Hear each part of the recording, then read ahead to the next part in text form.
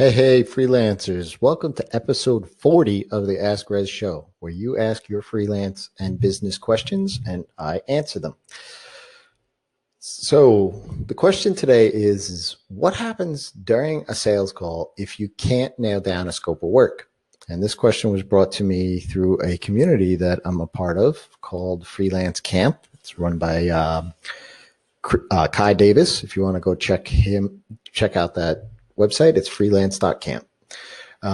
So, firstly, there's really no moving forward with a proposal if you're on a sales call that can't nail down the scope of work, right? I mean, how could you produce a proposal?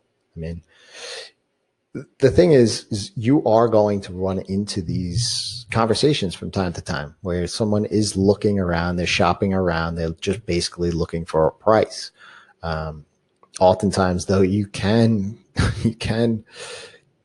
find yourself in these conversations within 10 or 15 minutes of being a part of it, right? Because it's usually filled with some meandering paths and to loosely based goals.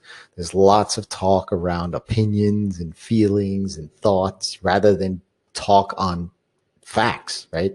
Numbers and goals that they want to reach. Maybe they just don't have a budget yet too. I mean, you could even ask, I ask all the time what the budget is. And they don't have one, right? Because, well, they didn't think about it that hard yet, right? So all of these things for me fall into that red flag category. And it tells me that they really haven't thought too deeply about the project. And it's kind of just been a thought, right? That they, hey, let's check this stuff out. Let's see if we can do this stuff and let's find out how much it costs, right? If that's the case, there's no way for you to nail down a price, right? It's impossible. I mean, just here's an example. If you want a four-wheeled vehicle to get you from point A to point B, and you want it to go at least 35 miles an hour, and let's say be able to sit one other person, right? You'd have such a wide range of options, right? There's no specifics there to figure out if you want a car, an ATV, a go-kart, a truck, or even a monster truck, right? I mean, as crazy as all of those options sound, they all meet that criteria, right?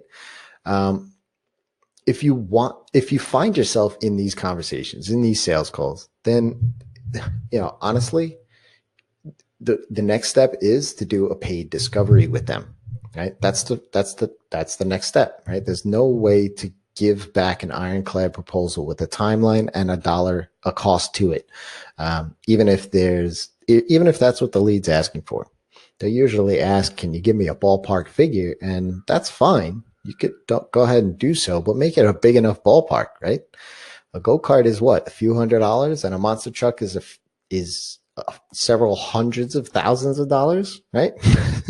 So the best thing about these conversations is that they do lead to those paid discoveries. They lend themselves to it. These are lower risk, high reward engagements for you and your lead, right? They get a professional who understands how to unpack requirements, define the scope of work, and then be able to deliver on a roadmap working document to success for their project. Now, they could take that and chop it around, right?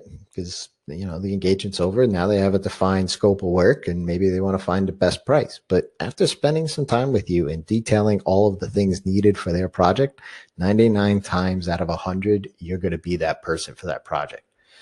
So if you happen to find yourself in a sales call where you can't nail down that scope of work, go straight to a paid discovery.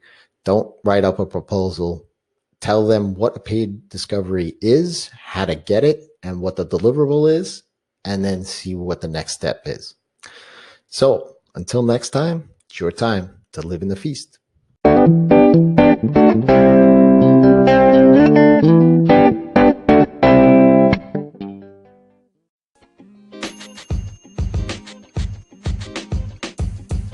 The podcast you just heard was recorded with Anchor. If you want to make your own, download the Android or iOS app completely free from anchor.fm/podcast. That's anchor.fm/podcast.